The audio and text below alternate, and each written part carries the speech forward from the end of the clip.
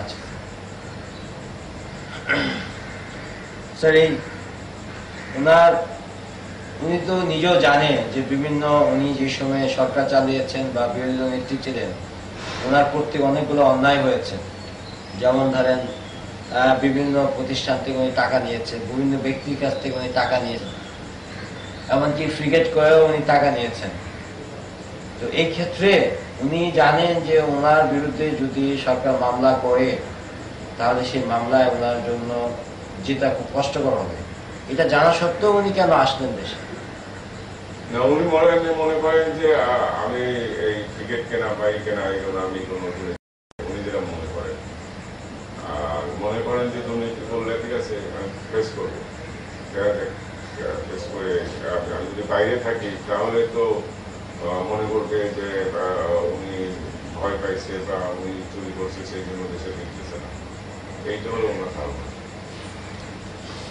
আচ্ছা স্যার, ওই যে কেয়ারটেকার গভর্নমেন্ট আসার আগে চাঁদুরা জোট যেদিন দেশ তারা কেয়ারটেকার গভর্নমেন্টের কাছে ছেড়ে দিলেন, সেই সময় ঘটনায় যে লগি ভোটা নিয়ে দেশে চারিদিক থেকে সমর্থকদের আসতে বললেন, এই জিনিসটা কি একটু মনে করেন না স্যার একটু ভুল হয়ে গিয়েছিল?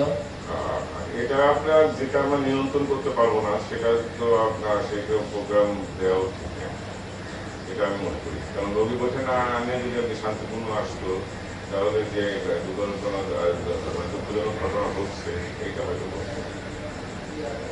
স্যার সারা বিশ্বে দেখলো যে এই রোগী বৈঠা দিয়ে জীবন্ত মানুষগুলাকে মেরে ফেলা হয়েছে।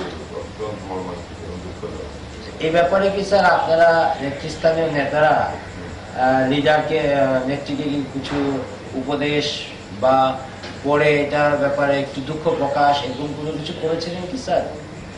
হ্যাঁ, নেত্রীকে তো আমরা বলছিলাম যে এই ঘটনাগুলো যদি এই ঘটনাগুলো ঘটলো আমাদের দলের থেকে যদি এখানে কিছু হয়ে থাকে সে ব্যাপারে আমার মনে হয় যে ব্যবস্থা নেওয়া ঠিক আছে, আমি দেখি। আচ্ছা,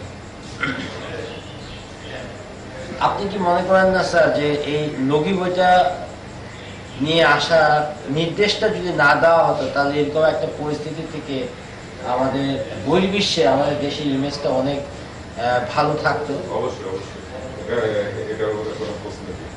তো স্যার এরকম একটা ডিসিশন নেওয়ার পূর্বে আপনারা কিছু ওনাকে বলেননি স্যার? উনি তো বক্তৃতা রেডি করে আনছেন, উনি বলছেন যে ওই দিনের আজকে এইভাবে মিটিংয়ে বলে দিচ্ছেন, বলতে আমাদের জানা ছিল।